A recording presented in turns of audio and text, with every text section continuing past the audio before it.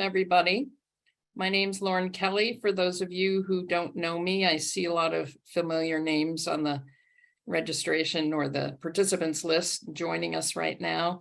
I'm CEO and founder of OpEx Engine. OpEx Engine is a benchmarking platform for software and SaaS companies focused on financial and operating metrics, providing a 360 view of all the operating expenses, headcounts, and key performance indicators for every department of the company, from sales, marketing, R&D, G&A through HR. And we've been operating for 15 years. And we're excited that last year we were acquired 100% by Bain, although we remain an independent industry platform. So we've been excited about the opportunity to work with the fabulous folks at Bain. And we have one of them with us here today, Kunal Mehta, and another guest, Susan Scutt, who I am going to introduce in just a second. But with that, I'm going to give you a little more overview about OpEx Engine. Again, for those of you who don't know us, I see a lot of folks on the attendance list that we have worked with or who are customers, and thank you for joining us today. So we work with hundreds and hundreds of companies. We have something like 1,000 current companies in our database. As I said, we're an industry platform. Companies input their data. It's a paid subscription, so we can validate the numbers, and then companies can apply filters against a blinded database to create their own benchmarking reports. And that's something we're going to talk about today in terms of how best to use that. But we're thrilled to have seen some of the amazing, to have the opportunity to work with some amazing companies and just see the kind of results that our subscribers have gotten. Just, I'm a huge believer after 20 years as an operator in just the management process of benchmarking and holding yourself against peer and top performers in terms of all your key operating metrics. So what we're going to talk about today is how to build a better go-to-market playbook for particularly for PE-backed companies. And in the world that we're in today, there are just so many benchmarks floating around out there. There's free surveys, there's blogs, there's loads of recommendations. It's hard both for operators and for PE firms, frankly, to really isolate in on what are the right metrics, what are the right best practices, what's important, what's not important. And I'm just so thrilled to have the two speakers here today, Kunal and Susan, who just bring an incredible wealth of both operator experience and PE experience.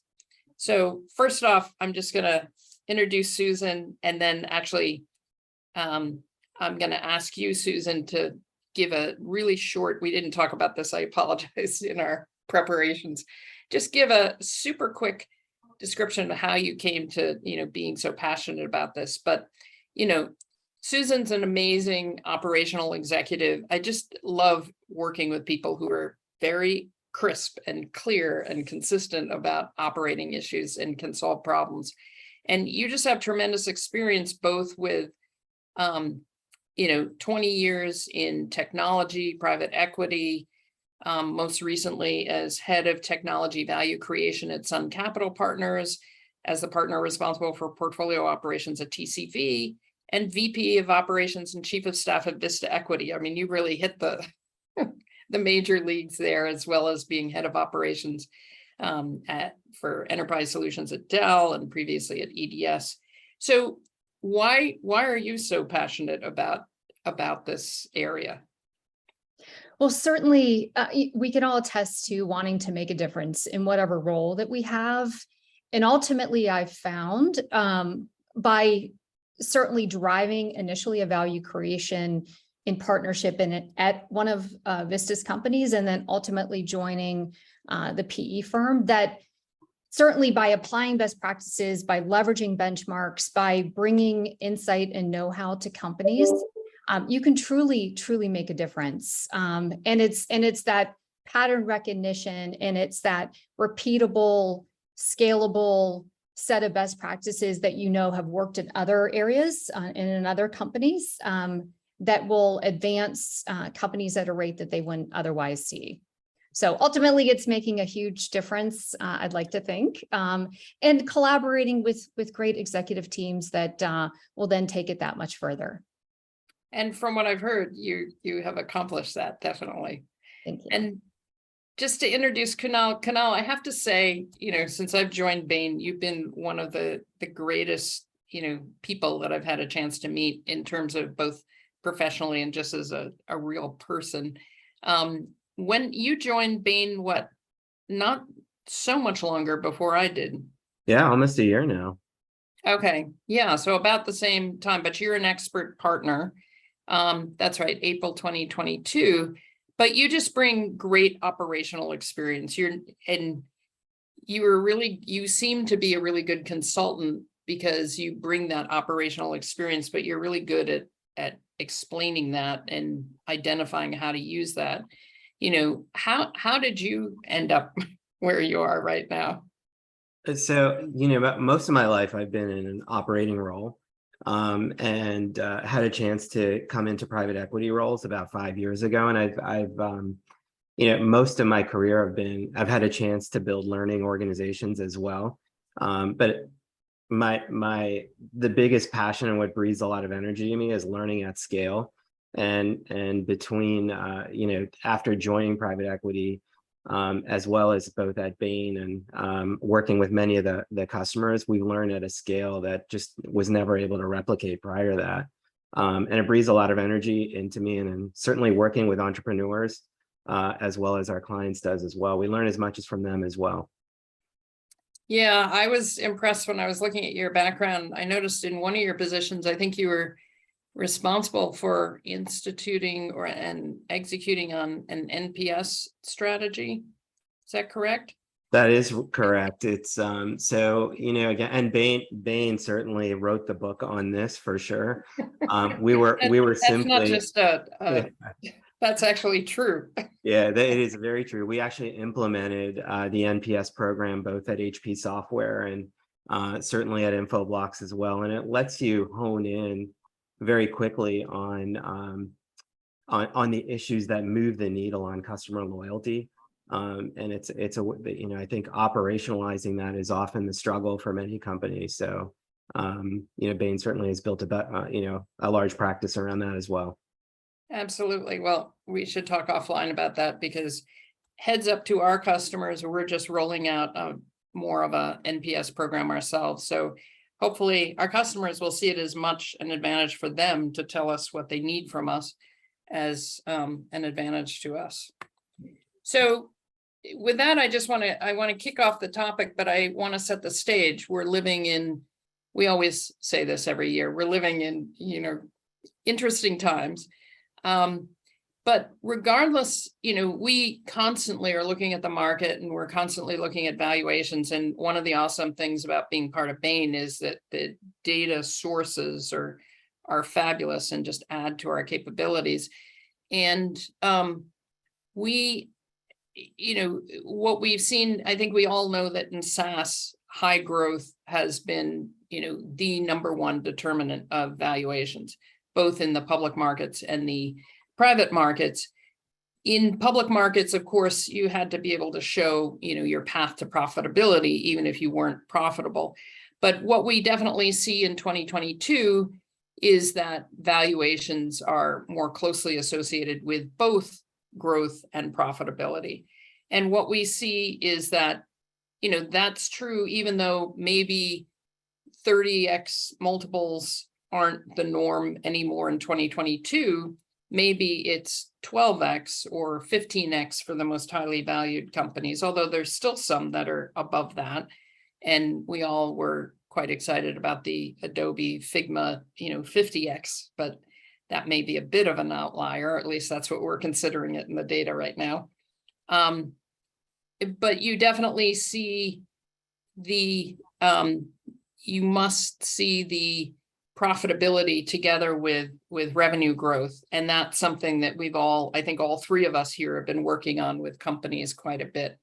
So when we look at and we kick off the discussion about PE investment and playbooks for go-to-market with PE-backed companies, we definitely see a focus on the efficiency of go-to-market as compared to just straight, sell, no matter what the cost. And I think that's both a combination of the macroeconomic situation as well as some of the, PE does tend to be more focused on profitability than VC. And, PE is now, I don't have the perfect numbers, but it's definitely equal, if not more, than the investment by venture capital. And certainly at the growth to later stage is much higher than the investment by VCs. So that's just the nature of the market we're in. So I want to kick this off and talk about the different stages. If you talk about, starting off due diligence and PE firms that are, looking at investing in a company, let's, Susan, can you take us through that life cycle? What really happens in due diligence? Well, certainly, the investment team initiates conversations and does their homework in regard to a potential investment. And one of the things that Kunal was part of the team when we designed the operating model for TCV, but ultimately, one of the things that we landed on with the investment team is when should ops come in, and making sure that it's actually relevant for us to be asking the questions, and that it's kind of more of a, first and foremost, should we invest? The investment team typically gets to a point where it's like, yes, this looks like it's a deal. And then secondly, and where ops comes in is, so with this investment, what operational improvements and what things can we do with this company to truly grow it and see the value? And so that's where, you look at overall metrics, you look at monthly recurring revenue, you look at customer acquisition cost of sale, all sorts of things, customer retention. But more specifically in sales and marketing, you ask yourself, does the company have an efficient, scalable go-to-market? Do we have the right leaders first and foremost? It's a default that the TAM is there. But with that, what are your sales by product, by lead source? What's the health of the pipeline? What does the headcount look like? Do you have an XDR model? And these are the kinds of things that you delve into to kind of formulate some ideas on what are the things that can be improved post-close. And this is where certainly benchmarks come into play. And once you've factored in the size of company, the type of business models, but benchmarking all those metrics that I just rattled off against those really give you a good framework by which to work in.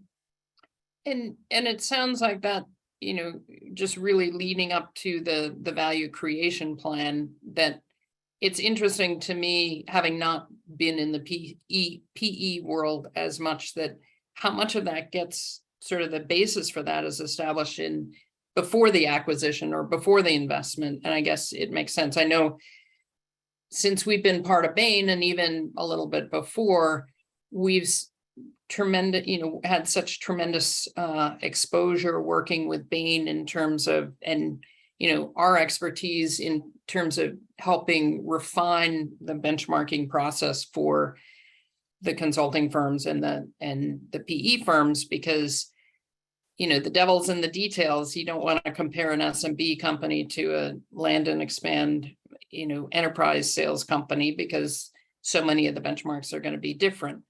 And and the value creation direction is going to be different based on that. So how is the VCP established during the due diligence process? And then I'll be interested to see, does that change once you really get into a company?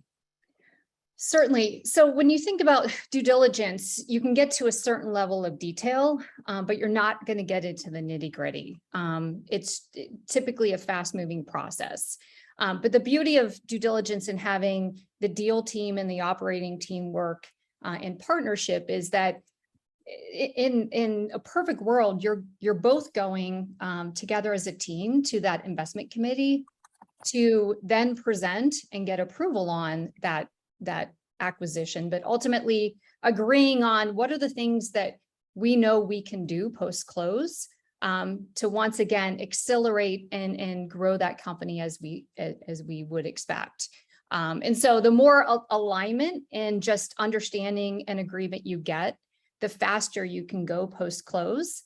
That being said, post-close, the first 30 days, you're typically kind of double clicking and in some cases triple clicking into what you found in diligence to make sure that you didn't miss anything, or that you really understand the extenuating circumstances beyond just what you saw and heard in diligence.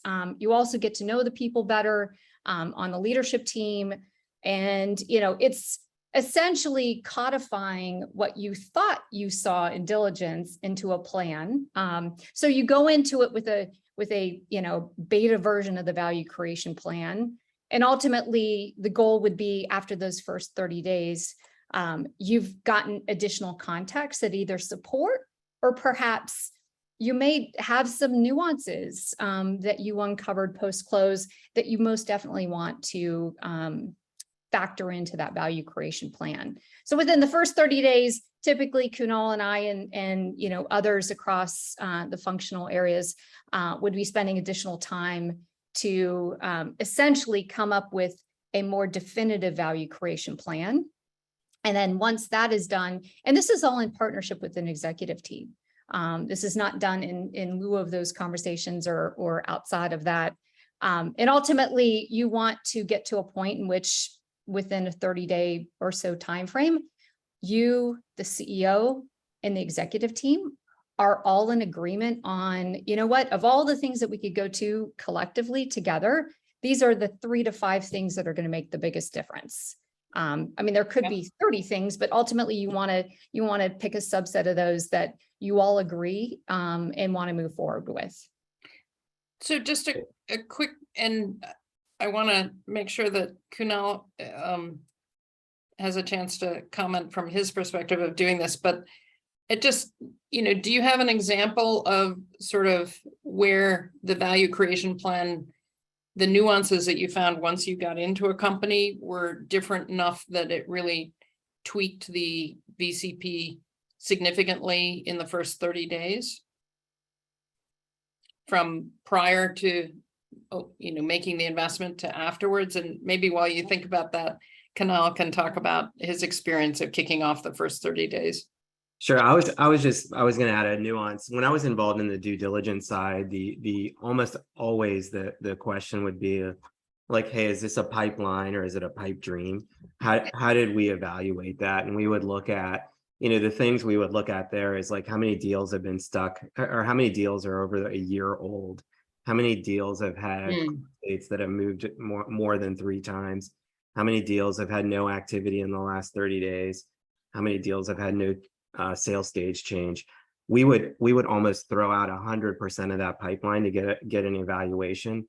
The other thing we almost, I think in the 30 cases that Susan and I worked on, 29 of the times we were always building an account prioritization project, which, some companies might call CapDV, some might call propensity modeling. At Bain, we call it money map. Where is the money in existing accounts and how do we prioritize new logos?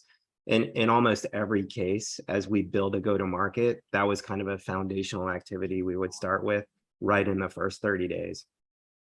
That's awesome. And that actually describes the examples of how the nuances change.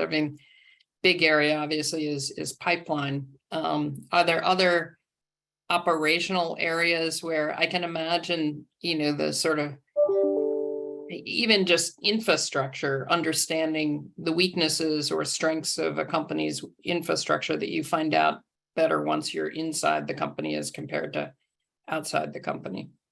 Yeah, I think Susan, there was a company I know you worked with in New York that it was in the portfolio for a long time. It had been underperforming for quarters. So I think Susan can probably tell that story best on where an operating team can drive leverage very quickly.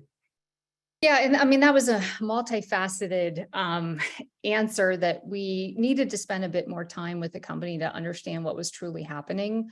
Ultimately, it was decided that we first and foremost had the wrong leader in play. And so that needed to happen. But even foundationally, there was lack of visibility into and really lack of clarity on the pipeline. There was not discipline on sales stages. There was not well kind of codified comp plans that were incenting the folks correctly.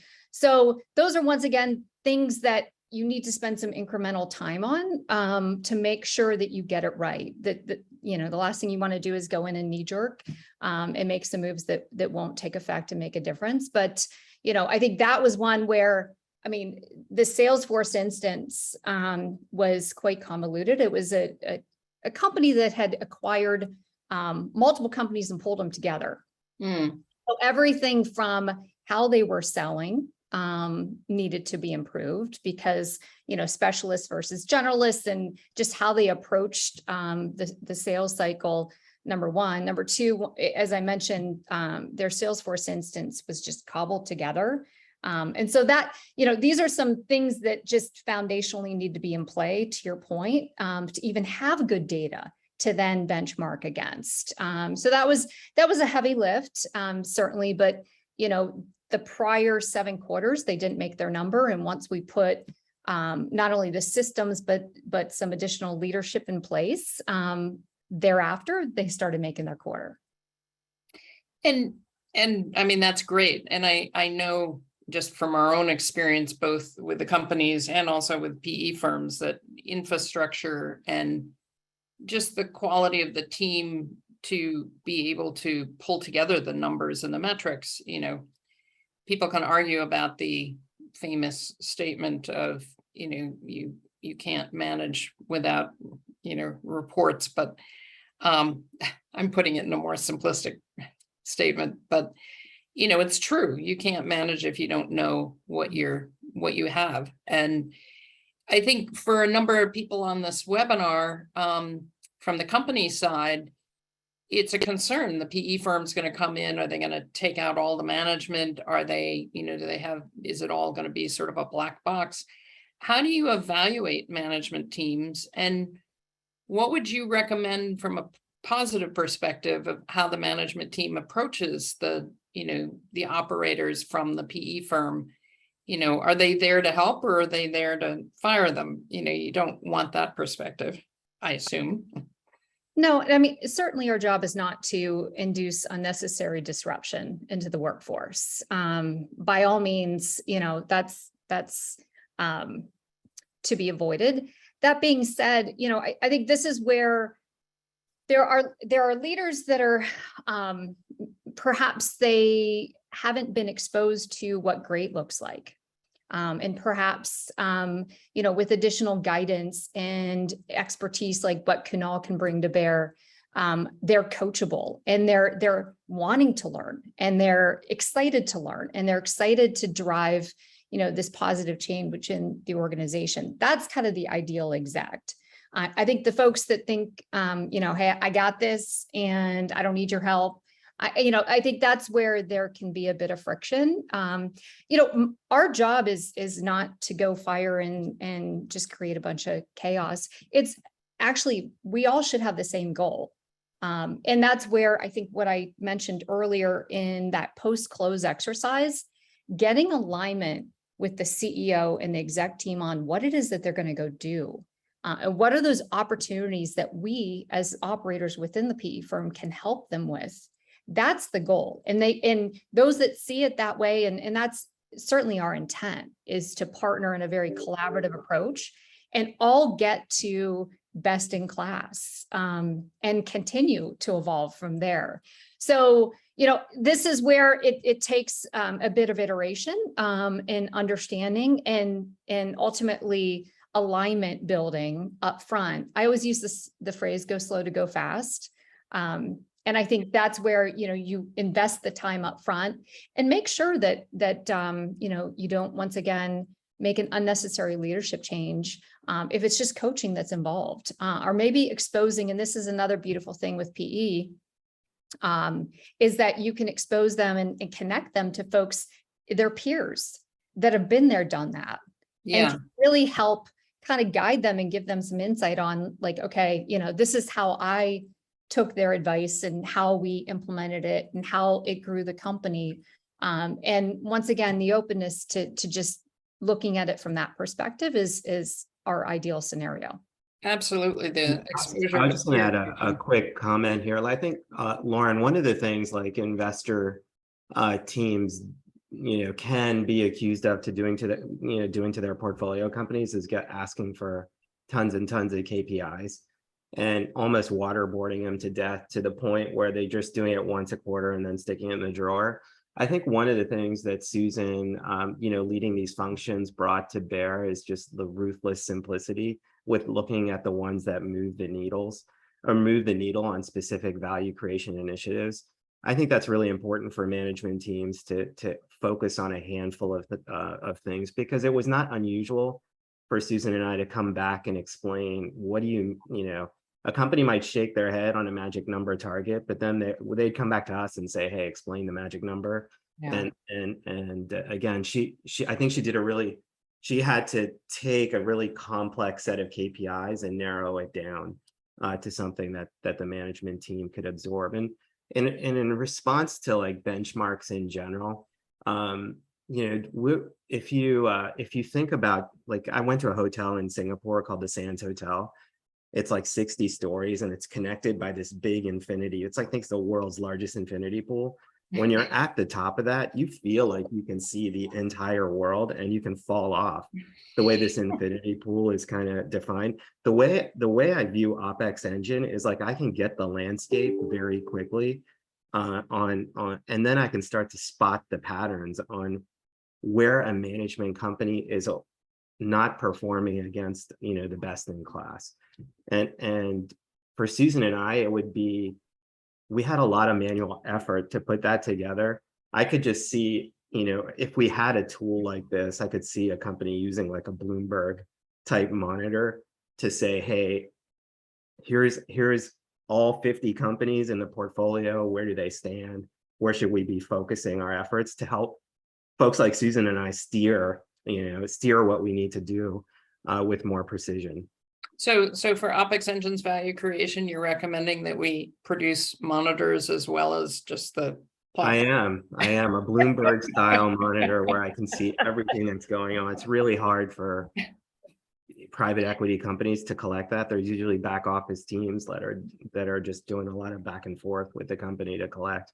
I think we can do that in the cloud without the hardware. But I mean, to that point, Kunal, what do you see as the biggest levers for value creation in terms of the go-to-market? Yeah, it's if you're a majority owned private equity company, you can go the size of the rocks that you can go attack are much bigger. So and you can go faster. I think on a minority owned, you got to start small, generate some excitement. And I think that when Susan says go slow to go fast, it really matters in minority companies, because you might not get the mind share there. But for us, from a just pure go-to-market perspective, we might look at the magic number and we might look at the comparables and say, we're off vis-a-vis our competitors. And then there'll be if you look at the magic number, it's like it won't tell you exactly what's wrong, but it'll tell you there's a problem. Is the problem in customer retention? Is it in sales productivity? Then you got to kind of dive deeper to kind of sequence your activity. But, again, as we talked about earlier, it almost always starts with some sort of propensity model, because it's so foundational. What we find 100% of the time is that the territories are out of balance. Segmentation could be off. Marketing contribution is almost always misaligned to where the richest opportunity is. It often is, generating a lot of noise in the wrong segment. Forecasting is, usually off. So how do you fix that?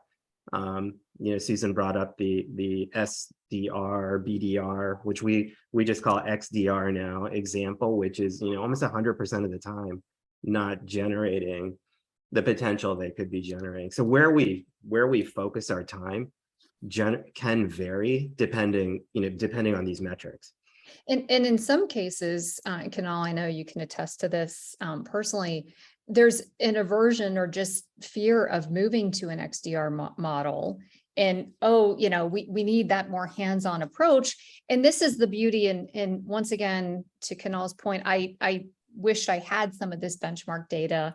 And in some cases, you have PE firms that have the luxury of years worth of collecting it and having their internal portfolio benchmarks.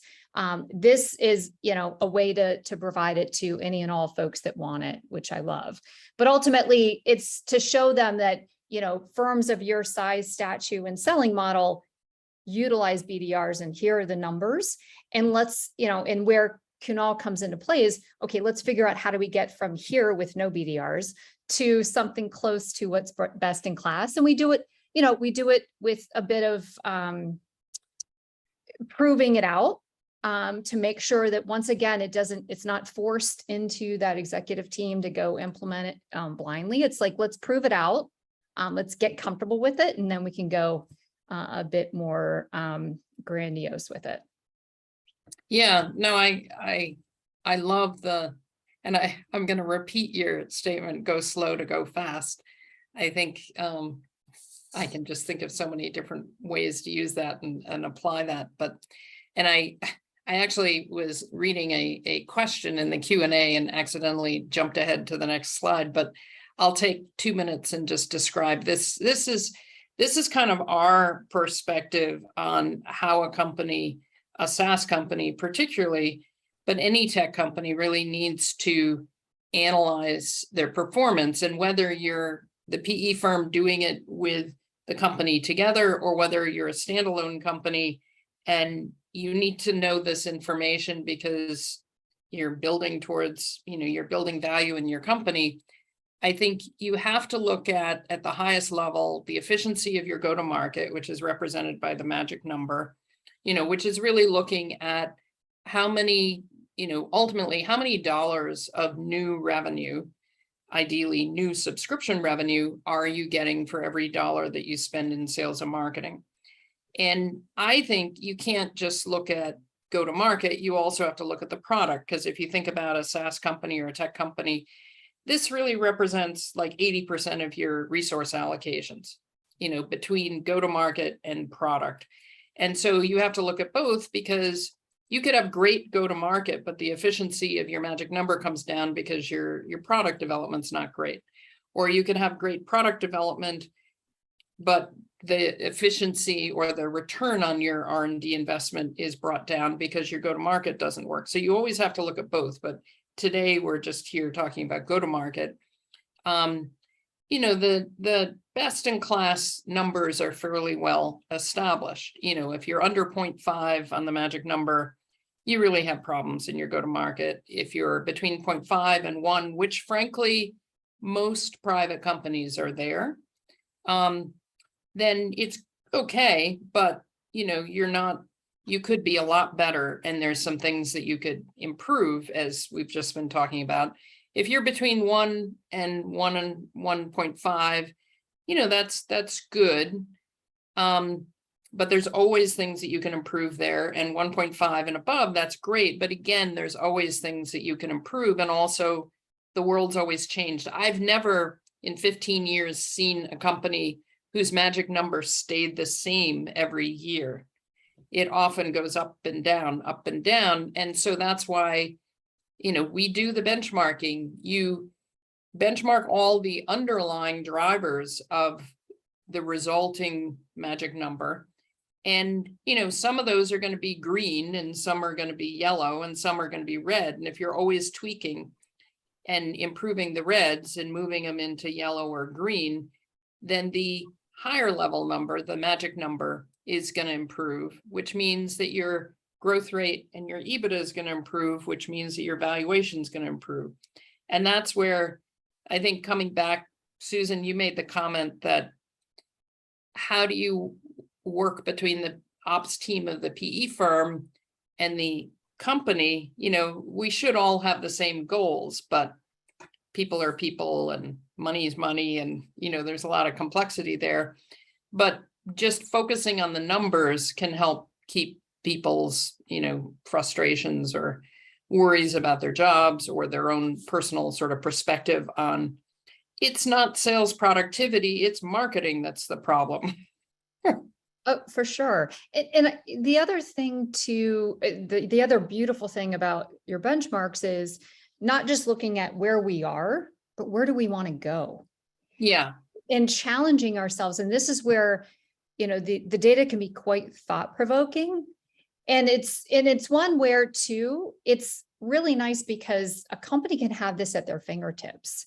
And even before the board gets involved, or I get involved, they can challenge themselves and have really productive conversations, so that they can present a unified front, as opposed to not having benchmarks. And then, in a board meeting or at an annual budget review, the PE company going, well, benchmarks are telling us that you should be here. Well, this is data that they, as a company, can use and just pressure test. And there may be reasons why we want to increase our spend that's outside of the benchmark in marketing, because, oh, by the way, we haven't spent money in marketing up till now. I think that's another common thing that I know Kunal and I have found is oftentimes, especially founder-owned companies, there's an inflection point in which they need to hire someone in marketing, and they need to make it a concerted effort. Another common occurrence that I've seen recently is where your CEO is your really chief revenue officer, and you actually need to formally stand up an organization and hire a sales leader. And so those are, once again, thought-provoking sorts of, the benchmarks can be used as thought provokers. And how do we do that? And how do we get, once again, from here to where we need to be in a very, streamlined way? Well, so, and I'm kind of jumping ahead because time is getting away from us here. We have lots to talk about, but, I love when we were doing the prep for this, you and Kunal use the terminology of, the manufacturing process for a PE firm.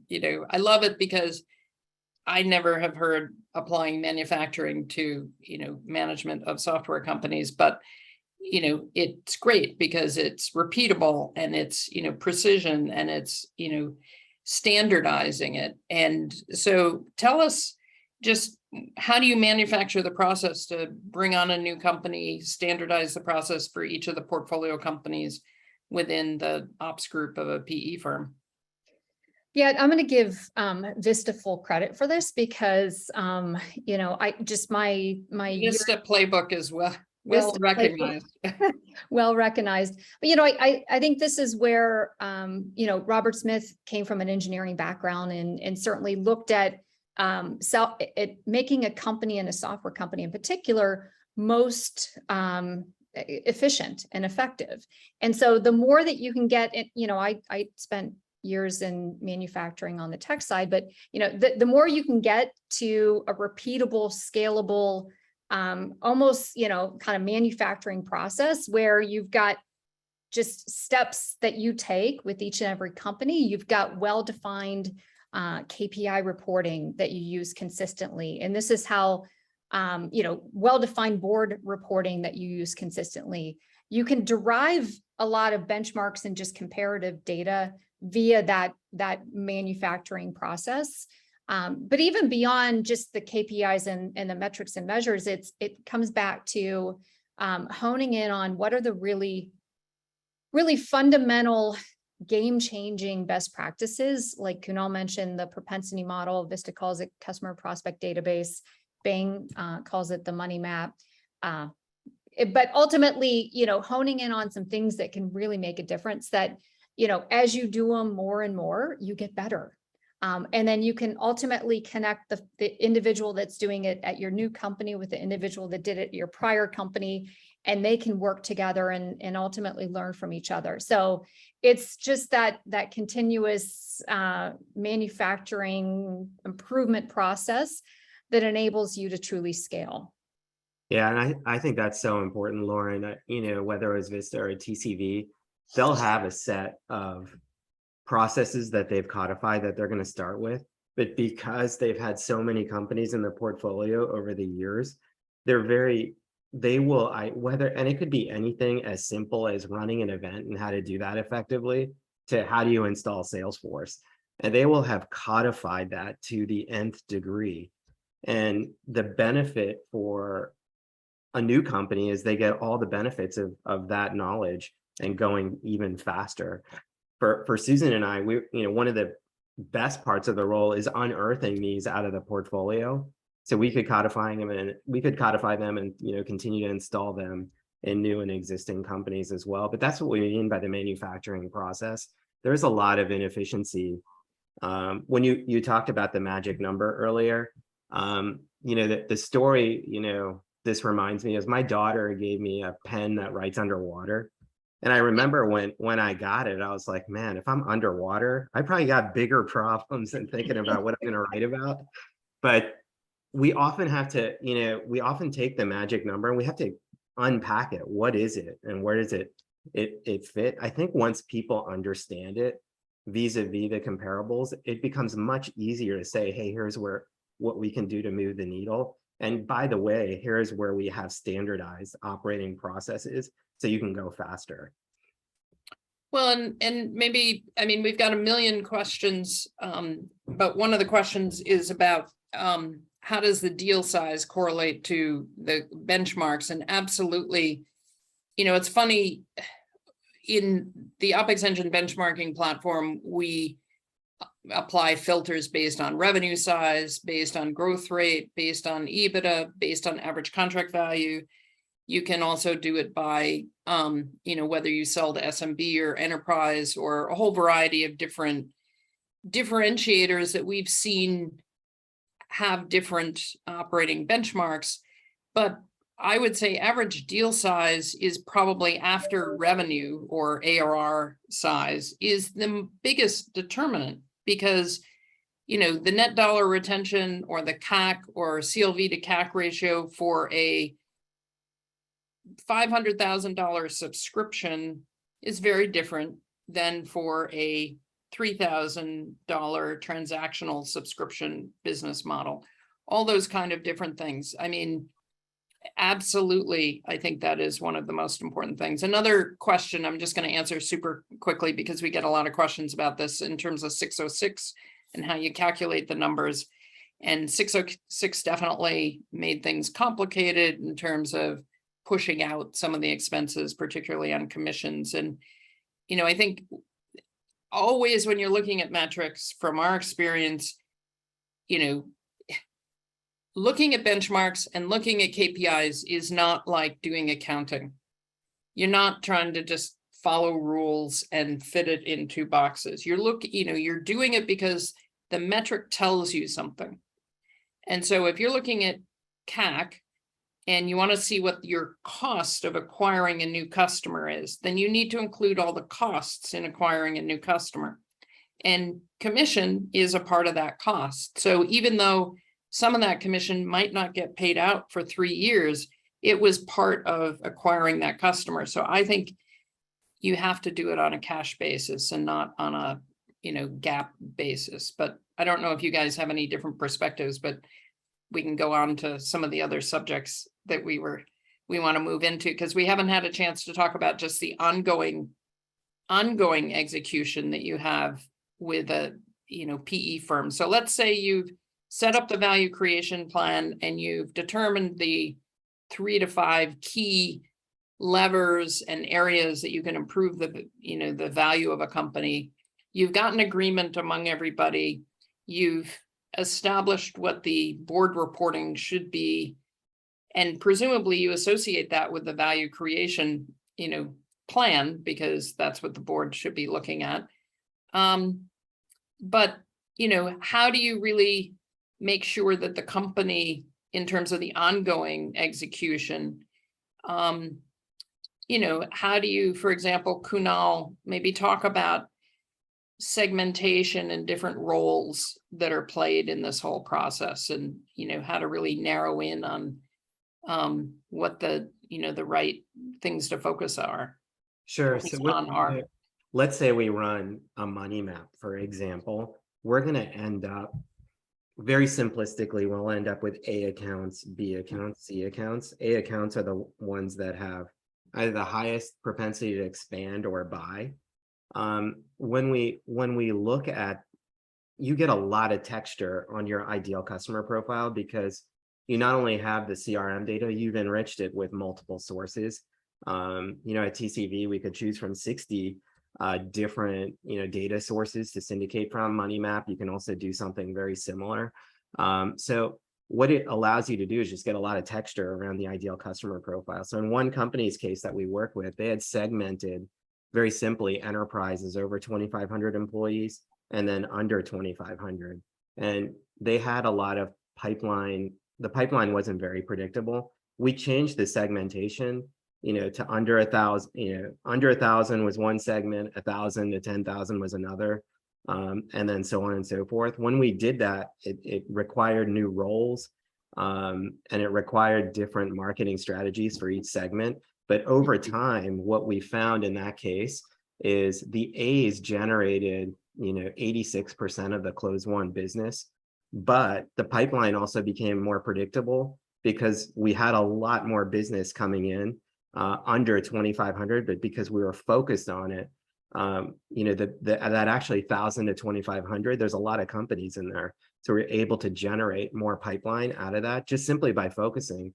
But we wouldn't have known where to snapshot the segments unless we went through a project like Money Map to understand, where is the opportunity, and then how should we overlay the sales force. We also in that project found 40% of the opportunity were in 2 territories, but we only had 10% of our reps there. So again, we could overlay future reps, and then we had other reps where there was almost no TAM whatsoever, and they had the same quota as these other reps. So again, we were able to fix some of the hygiene with how do you build the sales force, where do you add new sales coverage, what roles do you have to add, and then how do you ideally segment. So it's a fast answer, there's a lot in there, but that's kind of how we thought about it. Yeah, it's really, it's narrowing in on resource allocations. Finance folks have to do that at the highest level between the different departments, and then within each department, you really have to hone in on, and that's so important in markets like this, that you're applying your resources in the most productive places. And I'm just thinking, Susan, I know you've done a lot of work with sort of land and expand, and sort of what are the leading indicators, because that enterprise model of land and expand is, it's a great model, and there's lots of examples of companies that have been really successful, but we work with companies that are, struggling and trying to figure out how do they make that happen, and how do they, how do they know that they're making the right investments to build that out? What are the leading indicators for that? Well, and quite frankly, it goes back to the Money Map, propensity model, whatever you want to call it. Essentially laying that onto your current customer set, and essentially looking at from a product perspective. Maybe you're trying to sell a product where that customer really isn't the ideal customer profile for that next product. And so you really have to do a sanity check. It's not a blind, like everyone should buy everything. I think you really need to do your homework on making sure that your expansion plan is actually achievable. Otherwise, you're going to have frustrated salespeople and a lot of wasted effort. So it's applying that principle. And then, I think it's the same sort of view when it comes to net new is, do you have the right set of accounts allocated to the right set of sales folks, and what are the incentives behind that? I think, pricing and packaging comes into play there too. To your point earlier that, a lot of this stuff just cross-functionally is connected. But, once again, that propensity model money map really is a great starting point. Huh. The other thing that I would say is customer health. And so really understanding the health of those customers that you're trying to land and expand. And if they're unhealthy customers, certainly that's once again wasted effort. So the connectivity behind how you're looking at your customer health, and ideally you've got like a heat map there that you can then apply with that propensity model. This is where it all kind of intersect. I've heard, and Kunal, I've heard you talk about how just, the number of contacts and engagements that you have with a customer can improve retention, even by 10 points. And I think it's super interesting because when you talk about, when you go to bigger average contract values and greater land and expand models, you're talking about more of an enterprise model, which requires more interactions, and not just like one interaction, but with more interactions across an enterprise, which is hard for the vendor to manage. No, so Lauren, I think what you bring up is an important point. So just for context, when Susan and I, whether, with private equity, you have the ability to collect data from a lot of companies in your portfolio.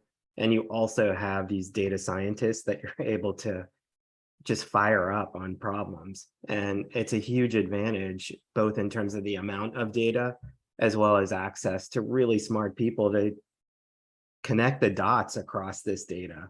So an example, Lauren, in your case, is if we wanted, one of the things we might do to drive renewals rate, the problem statement I think we were trying to solve for in your example is how do we get to over 90% renewal rates or 95% renewal rates? What we learned is that, the number one reason for churn is a champion leaves. And what some of the best practices were is if I close a new logo and I have 3 contacts as an example, if I triple it in year 1 and triple it in year 2, I've mitigated effectively the risk of the champion leaving. And when we achieved that, we were able to get to 92 or 93% renewal rates, and mitigate the risk of the champion leaving. And there's lots, I think, one of the magic things that from private equity is we're able to draw these insights in a way that no one company could do on their own. And it makes being part of a private equity portfolio really exciting as well. Yeah, no, you're a great advertisements for working with PE firms. One of the questions that we've gotten both today and also in preparation for this is just talking about what's the playbook in a downturn. And, I think we all have experience in having lived through some of these, but Susan, do you want to share some of your experience? Certainly. So when Kunal and I were at a firm together and COVID hit, essentially we had a process by which we looked at all of our companies and evaluated how much they would potentially be affected by COVID, and scored them accordingly. And that's where, it's one in which takes, once again, go slow to go fast. We spent a lot of time on each and every company. Okay, who's their customer set? How are they affected? In some cases, are they going to grow? Because now there may be more people working from home, and that may, cause incremental sales. In other cases, obviously the opposite happened. And in some cases, companies were unaffected. But ultimately putting together a COVID plan so that we could heat map and see very quickly where we needed to lean in as an ops team. In some cases where we knew sales would dramatically decrease. And so how do we get ahead of that and ensure that we, take care of our sales organization and act accordingly. And then, in all cases, we wanted to put some financial measures in place and just additional visibility so that we could manage cash and all the things that you would want to see on a, weekly, monthly basis. So putting that in place, and then, what our team did post that, which COVID actually helped facilitate because everyone was working from home, is we had a lot of webinars to then bring subjects to our portfolio in a very efficient way on how can they manage these sorts of things. How can they manage, working from home? How can they manage when their outside sales folks now all of a sudden become inside sales because they can't go see customers? And how does that impact the sales motion? And so, I think this is where with COVID, we certainly had to put that sort of process and just program in place. I would say now with what we're seeing in the economy, it's time to do something similar. If you're in a PE firm or if you're in a company, just don't be caught off guard. I think run through those modeling experts. We also leveraged outside experts when it came to just getting insight on where we think the industry, the industry for this particular company, how this will affect it and how should we think about it. So once again, it's kind of pulling all this and rallying an organization around how do we just make sure we're not caught off guard. I think my favorite memory there is because the focus was to get companies to really prioritize a small number of things and overinvest in those. And many of the companies just grew at an enormous pace and were able to take market share way faster in that opportunity because COVID forced them to prioritize and overinvest in a few things and deprioritize other things. It's interesting. We saw in a couple of things. One in 2020, similar to what you're describing, we have something called the quarterly SaaS Finance meetup with our customers. We were doing it pretty much every month in 2020. One of the techniques that some of the companies, because if you remember 2019, a lot of SaaS companies got a lot of funding and they put that in to go to market. They hired a lot of salespeople. Then 2020 happens, March, April, everybody's slowed down. And they took the new, the account execs on the new, the hunter side and put them on customer retention because that was the thing in 2020 was just keep your customers no matter what.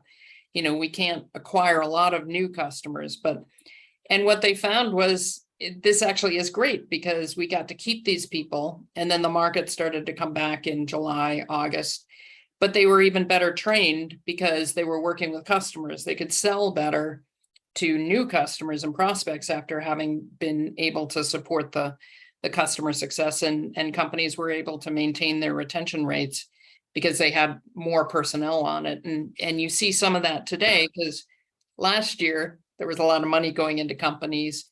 You hear that companies are laying off salespeople, but in the sort of boom and bust SaaS world where last year there was a lot of money, this year people are slowing down, next year, we may be back to, God willing, a boom where there's lots of money and everybody's behind in hiring. You want to keep those people as much as possible. But we're coming up against the end of the hour, and we just have so many more things to talk about.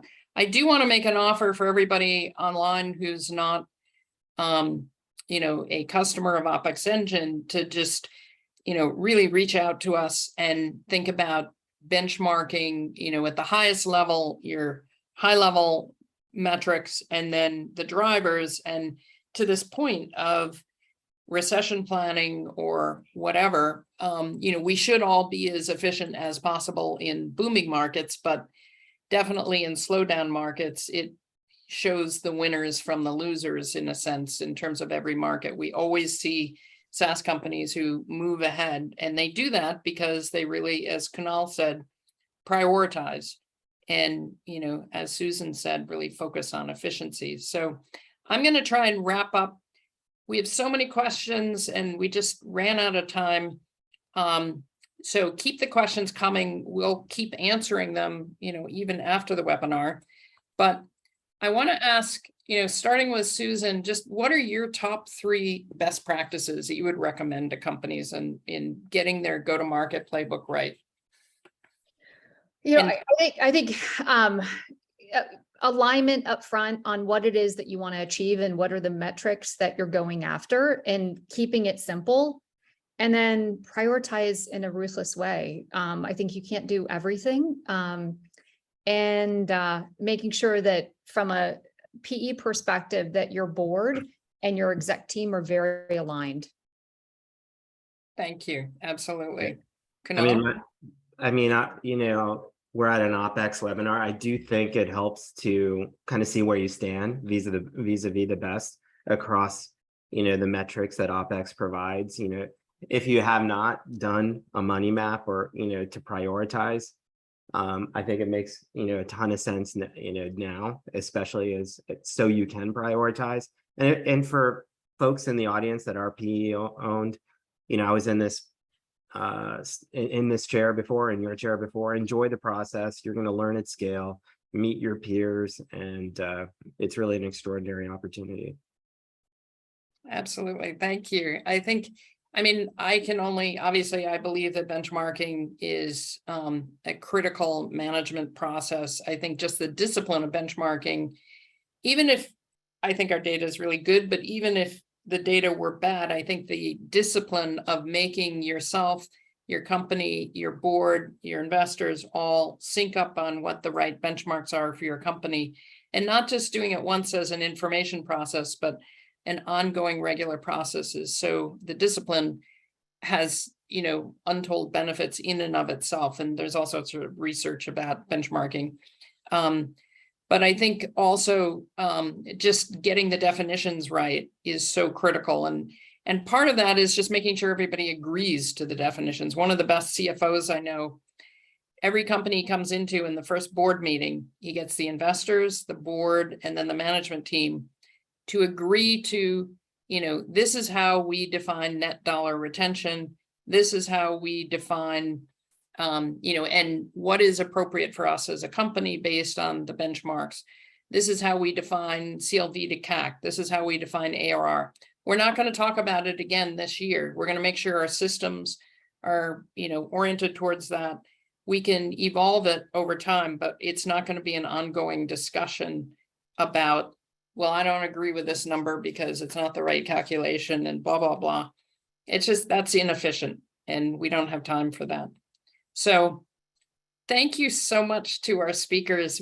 I think we can do 3 more of these. We have loads more to talk through. Just, you were both awesome and thank you. I really appreciate it. And thank you to the audience.